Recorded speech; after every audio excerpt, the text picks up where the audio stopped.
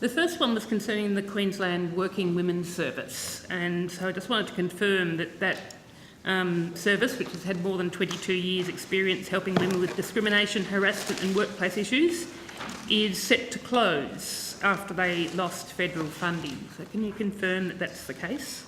I'm not in a position to confirm what the impact of funding decisions is on the Senator. But they have, can you confirm that they've lost their federal funding though?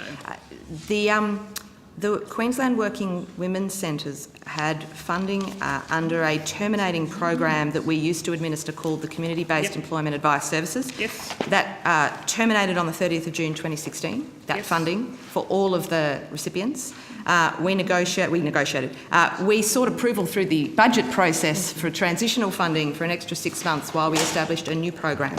That new program, the Community Engagement Grants Program, has a slightly different approach to what it replaced. The Queensland Working Women's Centre was not successful in gaining funding under that program, and so that funding has not been replaced. That is true. But can you confirm that the South Australian and the Northern Territory Working Women's Centres, which the Queensland Working Women's Centre put in an almost identical application to those two centres under the Community Engagement Grants Program, that those two services did receive funding while the Queensland one didn't?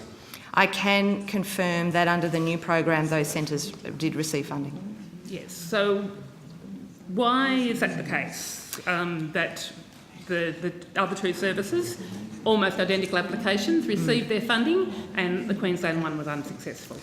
So this was a national program and we received 89 proposals which were assessed independently. We had a probity advisor, one of the consultancy firms, can't remember which one, who assisted us with that.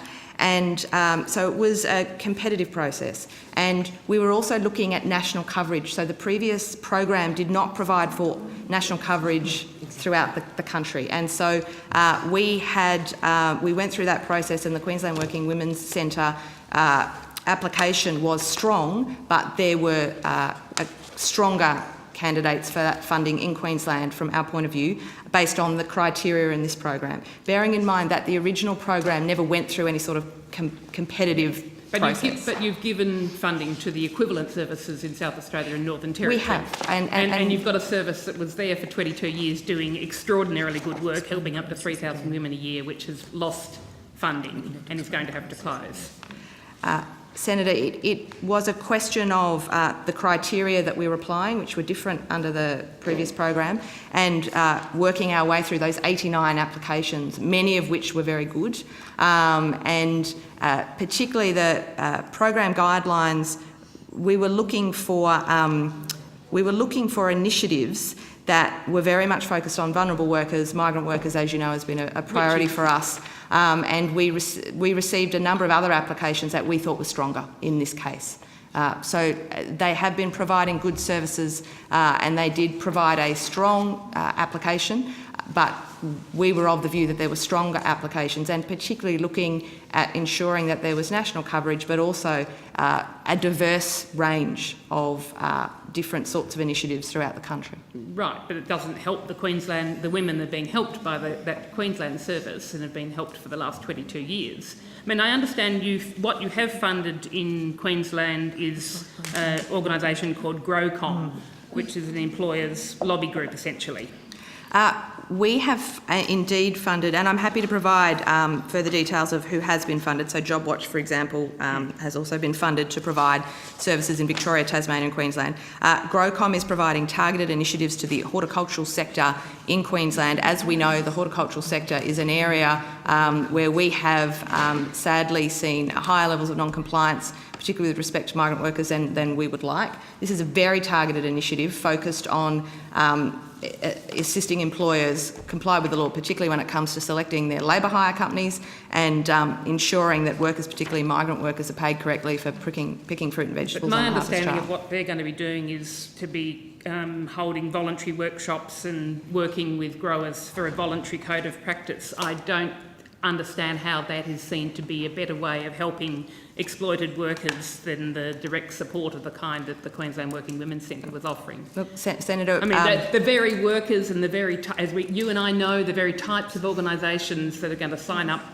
to voluntary codes of practice, it's the ones that don't sign up to the voluntary codes of practice that are the problem. Senator, that's not consistent with the experience we've had in our work on the Harvest Trail. We've found growers, there's a high appetite for support around carrying out due diligence, ensuring that labour hire companies are doing the right thing by workers. This is something that has consistently come up in our work, and we've seen headline after headline about workers being exploited. Absolutely. The other side to this is there are a number of growers who want to do the right thing and need that support, and GrowCom is very well equipped, in our view, to provide that support. We believe that will have a very high impact on a sector where there are compliance issues, and we're pleased to see parts of the sector like the National Farmers Federation and GrowCom stepping up and taking responsibility. But nonetheless, they're voluntary codes of practices, voluntary workshops, so you're funding that instead of funding a service that was providing direct support to more than 3,000 women a year.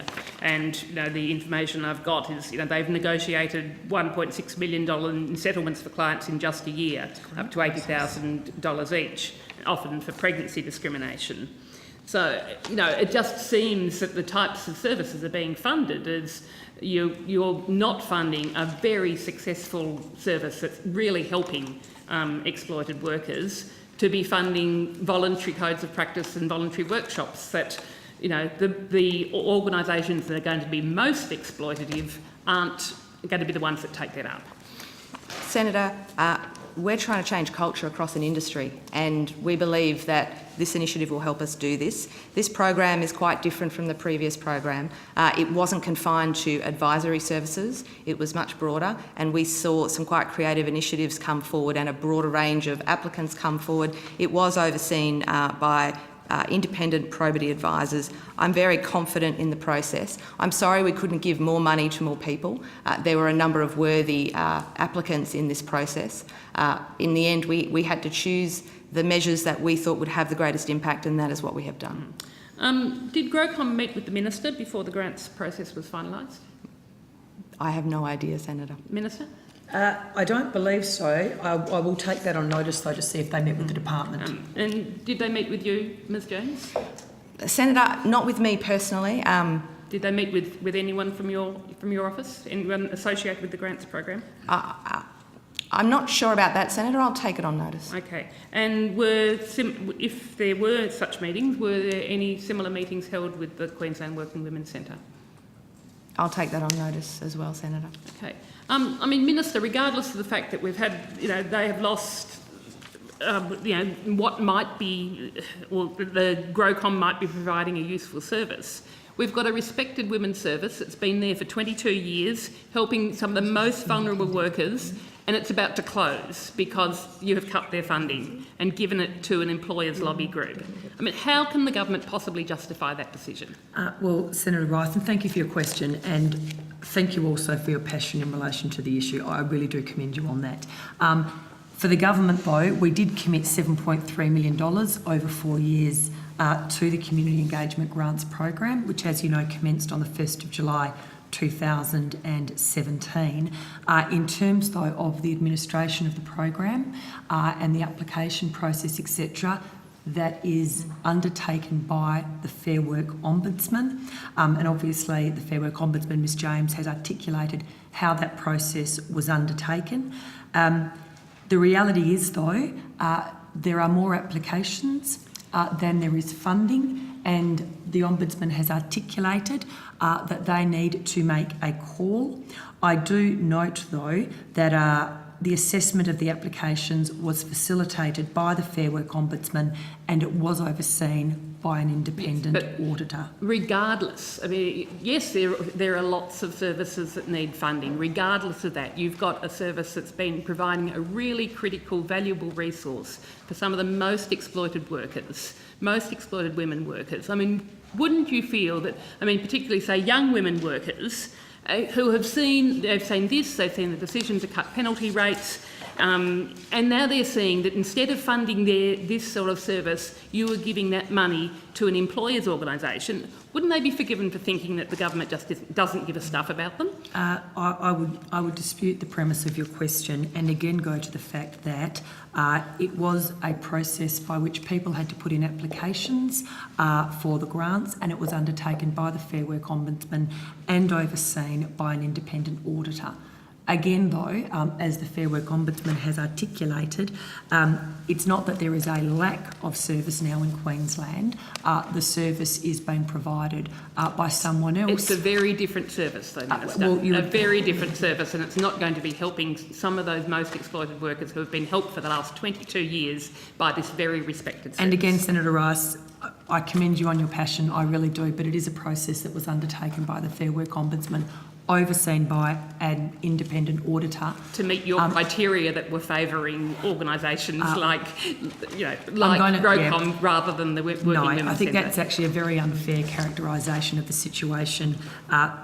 Guidelines are not drafted to favour particular organisations, and I do think that is a very unfair statement criteria, to make. I mean, it's a different program and the criteria have been drafted, so clearly the Working Women's Centre wasn't going to be as favoured as under their previous... Senator, look, I totally reject that.